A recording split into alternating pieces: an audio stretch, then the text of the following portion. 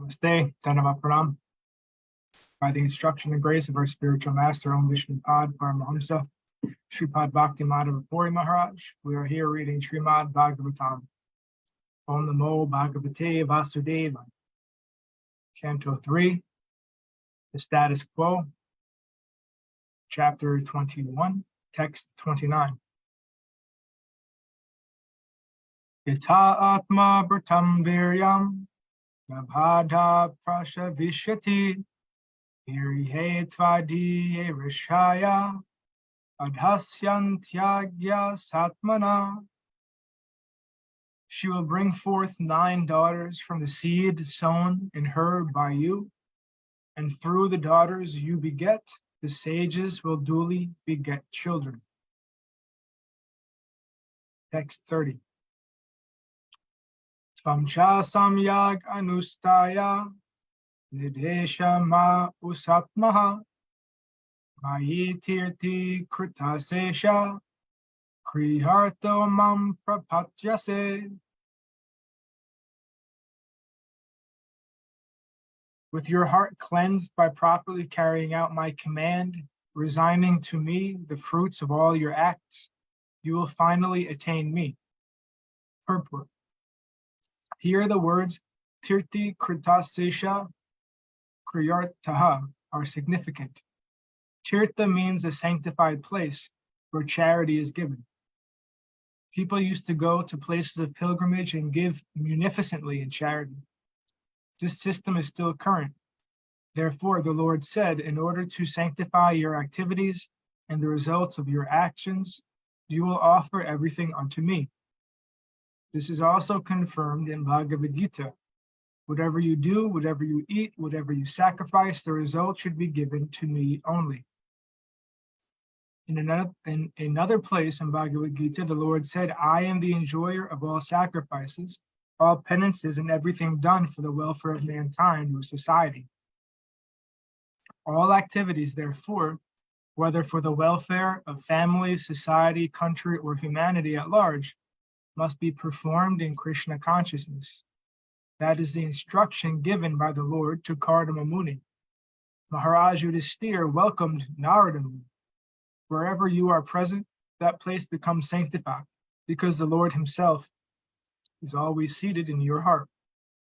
Similarly, if we act in Krishna consciousness under the direction of the Lord and his representative, then everything is sanctified.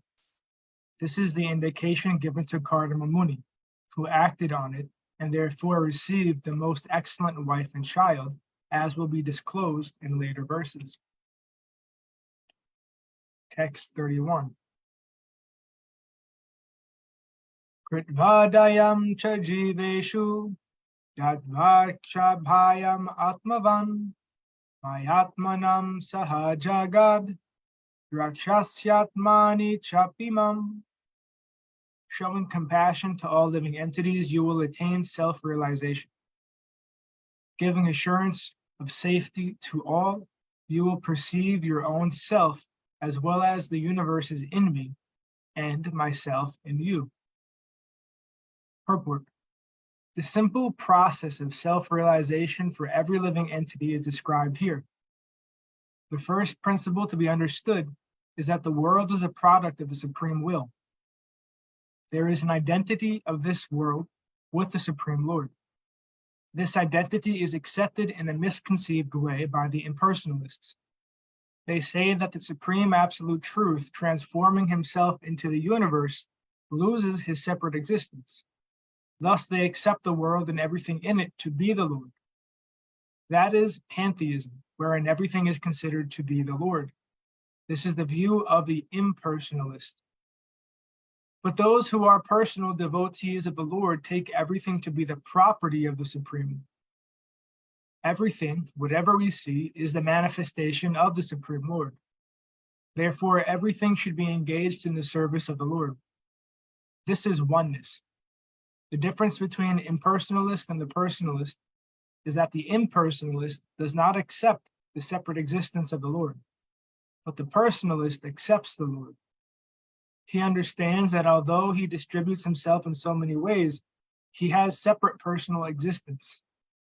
This is described in Bhagavad Gita. I'm spread all over the universe in my impersonal form. Everything is resting on me, but I am not present. There is a nice example regarding the sun and the sunshine. The sun, by its sunshine, is spread all over the universe, and all the planets rest on the sunshine. But all the planets are different from the sun planet.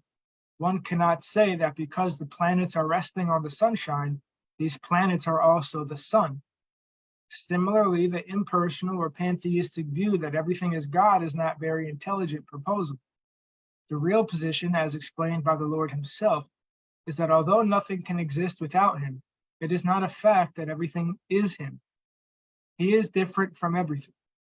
So here also the Lord says, you will see everything in the world to be different, to be non-different from me.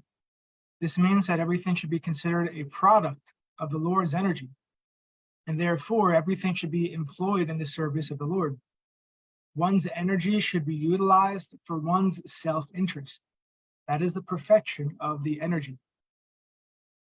This energy can be utilized for real self-interest if one is compassionate. A person in Krishna consciousness, a devotee of the Lord, is always compassionate. He is not satisfied that only he himself is a devotee, but he tries to distribute the knowledge of devotional service to everyone. There are many devotees of the Lord who faced many risks in distributing devotional service of the Lord to people in general. That should be done. It is also said that a person who goes to the temple of the Lord and worships with great devotion, but who does not show sympathy to people in general or show respect to other devotees, is considered to be a third-class devotee. The second-class devotee is he who is merciful and compassionate to the fallen souls. The second-class devotee is always cognizant of his position as an eternal servant of the Lord. He therefore makes friendships with devotees of the Lord, acts compassionately toward the general public in teaching them devotional service, and refuses to cooperate or associate with non-devotees. As long as one is not compassionate to people in general in his devotional service to the Lord, he is a third-class devotee.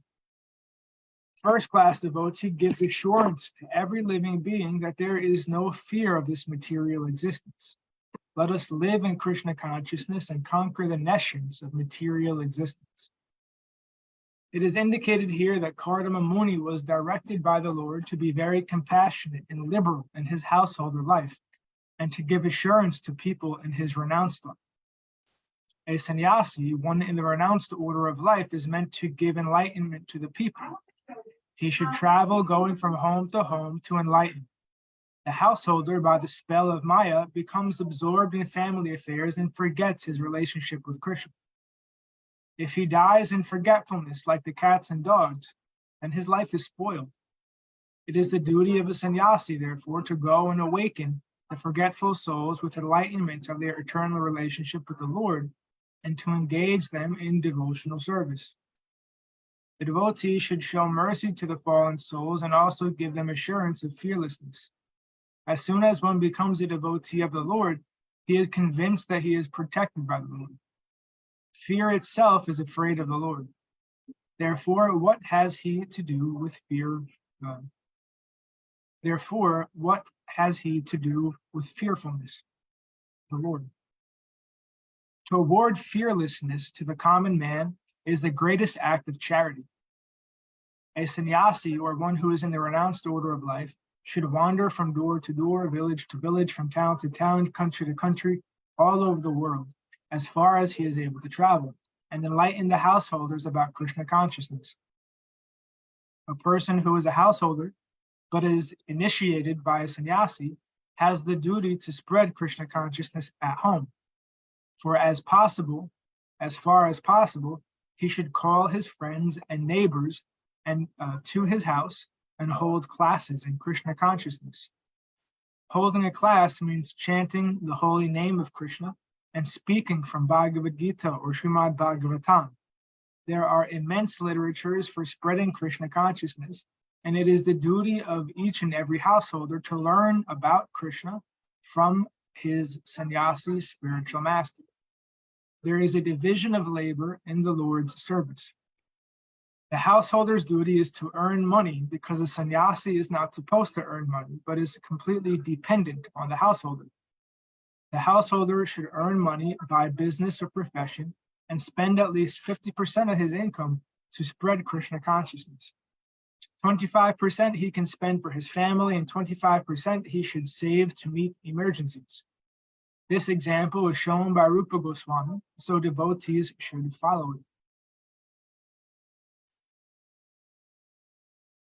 Actually, to be one with the Supreme Lord means to be one with the interest of the Lord. Becoming one with the Supreme Lord does not simply imply becoming as great as the Supreme Lord. It is impossible. The part is never equal to the whole. The living entity is always a minute part. Therefore, his oneness with the Lord is that he is interested in the one interest of the Lord. The Lord wants every living entity to always think about him, to be his devotee, and to always worship him. This is clearly stated in Bhagavad Gita, Man mana bhava mad bhakta. Krishna wants everyone always to think of him. Everyone should always offer obeisances to Krishna. This is the will of the Supreme Lord, and devotees should try to fulfill his desire. Since the Lord is unlimited, his desire is also unlimited. There is no stoppage, and therefore the service of the devotee is also unlimited. In the transcendental world, there is unlimited competition between the Lord and the servitor. The Lord wants to fulfill his desires unlimitedly, and the devotee also serves him to fulfill his unlimited desires. There is an unlimited oneness of interest between the Lord and his devotee.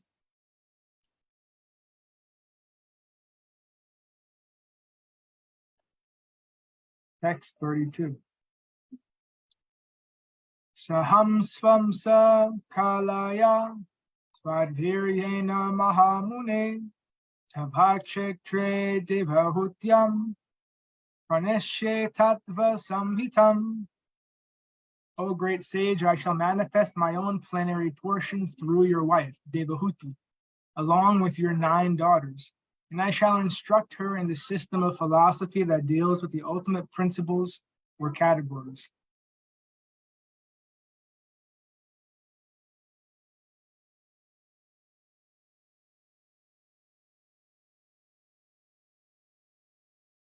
Purport. Herein, the word Svamsa Kalaya indicates that the Lord would appear as the son of Devahuti and Kardama Muni as Kapiladev, the first propounder of the Sankhya philosophy, which is mentioned here as Tattva Samhita. The Lord foretold to Kardama Muni that he would appear in his incarnation Kapiladev and would propagate the philosophy of Sankhya. Sankhya philosophy is very well known in the world and propagated by another Kapiladev, but that Sankhya philosophy is different from the Sankhya which was propounded by the Lord himself. There are 2 kinds of Sankhya philosophy. One is godless Sankhya philosophy, and the other is godly Sankhya philosophy. The Sankhya propagated by Kapiladev, the son of Devahuti, is godly philosophy.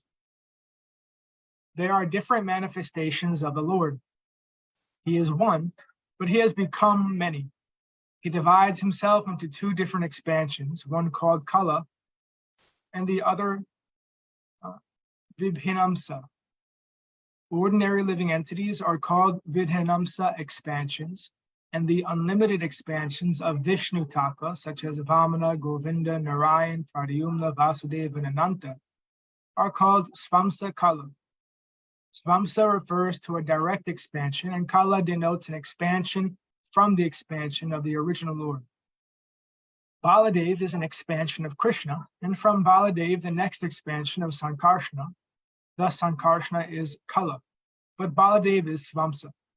There is no difference, however, among them. This is very nicely explained in the Brahma Samhita 5.46. Deparchereva hidasantaram abhupetya. With one candle, one may light a second candle, with the second and third, and then a fourth. And in this way, one can light up to thousands of candles, and no candle is inferior to another in distributing light. Every candle has the full candle power, but there is still the distinction that one candle is the first, another the second, another the third, and another the fourth. Similarly, there is no difference between the immediate expansion of the Lord and his secondary expansion. The Lord's names are considered in exactly the same way, since the Lord is absolute. His name, his form, his pastimes, his paraphernalia, and his qualities all have the same potency. In between, in the absolute world, the name Krishna is the transcendental sound representation of the Lord. There is no difference in potency between his qualities, name, form, etc. If we chant the name of the Lord, Hare Krishna, that has as much potency as the Lord himself. There is no difference in potency between the form of the Lord whom we worship and the form of the Lord in the temple. One should not think that one is worshiping a doll or a statue of the Lord, even if others consider it to be a statue. Because there is no difference in potency, one gets the same result by worshiping the statue of the Lord or the Lord himself. This is the science of Krishna consciousness.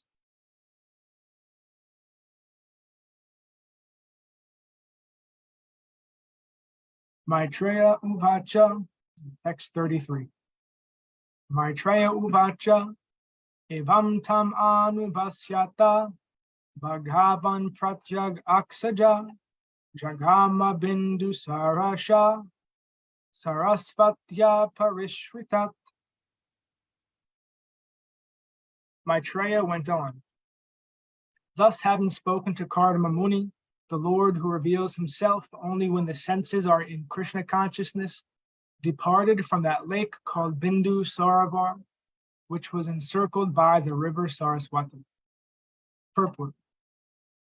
One word in this verse is very significant. The Lord is stated here to be Pratyag Aksaja. He is imperceptible to material senses, but still he can be seen. This appears to be contradictory. We have material senses, but how can we see the Supreme Lord? He is called Adhoksaja, which means that he cannot be seen by the material senses. Aksaja means knowledge perceived by material senses. Because the Lord is not an object that can be understood by speculation with our material senses, he is also called Ajita. He will conquer, but no one can conquer him. What does it mean then that still he can be seen?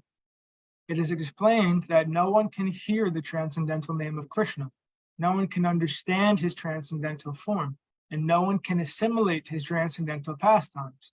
It is not possible. Then how is it possible that he can be seen and understood? When one is trained in devotional service and renders service unto him, gradually one's senses are purified of material contamination. When one's senses are thus purified, then one can see, one can understand, one can hear, and so on.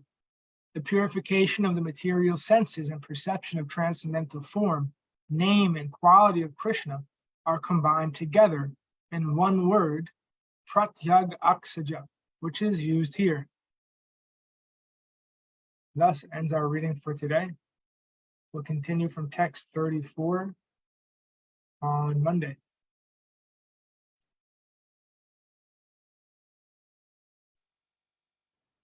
Jai, Om Vishnupad Paramahamsa Shripad Bhakti Madhava Puri Maharaj Ki Jai. Jai. Jai Srila Prabhupada, Srila Guru Maharaj, Srila Gurudev, Srila Acharya Dev, Srila Shanta Maharaj Ki Jai. Jai. Jai Avirbhav Mahamahotsav, Om Vishnupad Paramahamsa Parvadika Acharya Sri Srila A.C. Bhaktivedanta Swami Prabhupada Ki Jai. Jai. Sri Krishna Janmastami Nandotsav Ki Jai. Jai. Jai. Our glories to the assembled devotees, our glories to the worldwide devotees, Sama Bhaktiveda Vrinda Ki Jai. Jai. Jai Navadvip Dham Ki Jai, Nishangapali Dham Ki Jai, Mayapur Dham Ki Jai, Jagannath Puri Dham Ki Jai, Baladev Subhadra Jagannath Ju Ki Jai, Ganga Mai Yamuna Mai Ki Jai, Vrindavan Dham Ki Jai, Giri Govardhan Gupta Govardhan Dham Ki Jai, Sham Kund Radhakund Ki Jai, Tulsi Bhakti Devi Vrinda Devi Ki Jai. Jai Harinam Sankirtan Yagi Ki Jai, Scientific Sankirtan Yagi Ki Jai, Jai. Bhakti Vedanta Institute ki jai, Shri Chaitanya Saraswati Institute ki jai, Shri Chaitanya Saraswati Mat ki jai, Nitai Gaur Premanandi. Hari Hari Hari Hari Bol. Jai Shrimati Uma Devi Dasi ki jai. Hare Jai Krishna. Gurudev. Sripad Krishna Keshav Prabhuji ki jai. Dandavat Pranam Maharaj. Prabhuji. Dhanavad Pranam, Siri.